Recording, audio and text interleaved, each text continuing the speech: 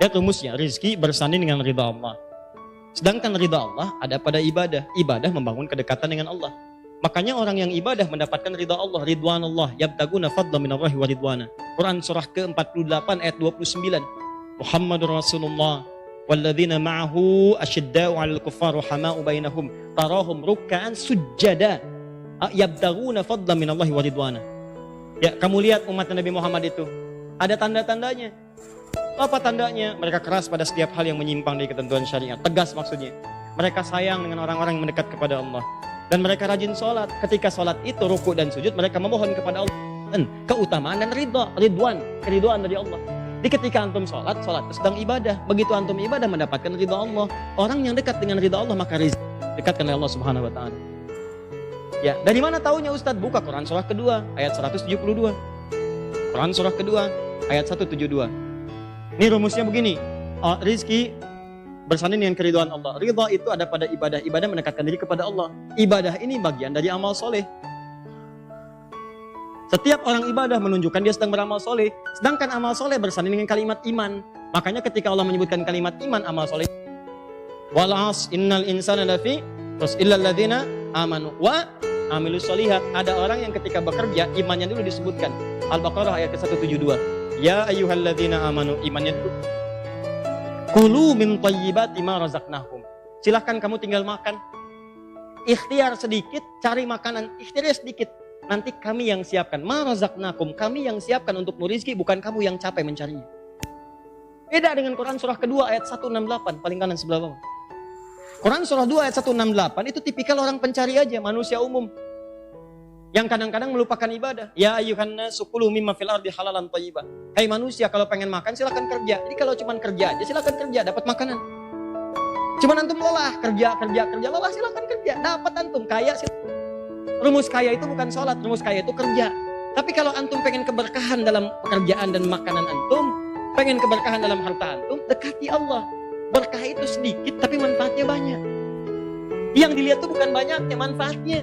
Percuma antum dapat banyak-banyak gak ada manfaat, tersiksa diri antum. Mobil dikoleksi, mobil sport, Lamborghini, ada lagi yang Ferrari, ada yang macam-macam, dikumpulin semua. Garasi, dipakai enggak? Pagi-pagi keluar cuma ingin aja. Orang tidur malam-malam enak, dia manasin mobil, malam-malam.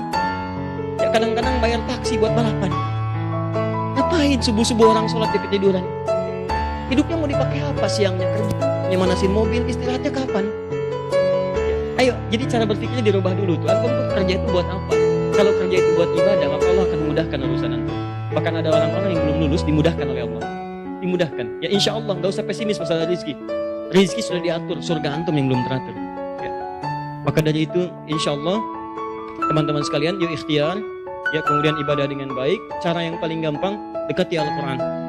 Al-Quran itu kalau sudah ada dalam jiwa antum, maka itu diantara wasilah untuk memudahkan rizki datang. Al-Quran. Bu ya, ibu punya anak usia 4 tahun, hafal Quran bu, demi Allah saya katakan rizki anak itu akan langsung dimudahkan oleh Allah. Bahkan Anda akan mendapatkan 1 di antara 7 rizki yang utama. Itu ada di Quran surah 17 ayat ke-31.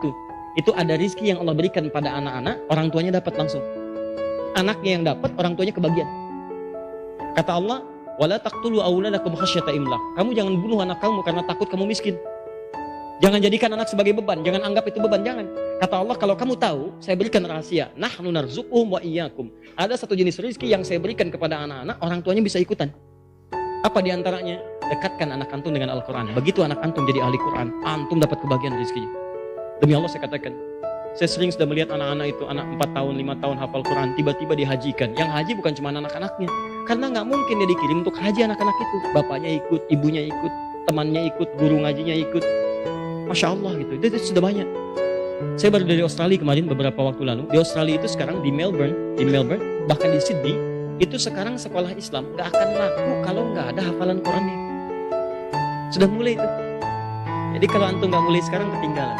Saya gak peduli status antum dalam kehidupan dunia. Mau antum orang kaya, punya kedudukan, punya macam-macam. Kalau antum meninggal, tetap sama. Luas yang akan lebih daripada 2 meter atau mungkin 3 meter. Ya, nisannya sama, gelarnya almarhum, apa yang antum banggakan? Dan semua harta yang antum banggakan akan dikubur bersama antum.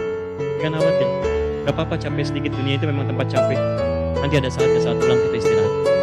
Bismillah yang bekerja berusaha, ibadah yang baik, capek gak apa-apa.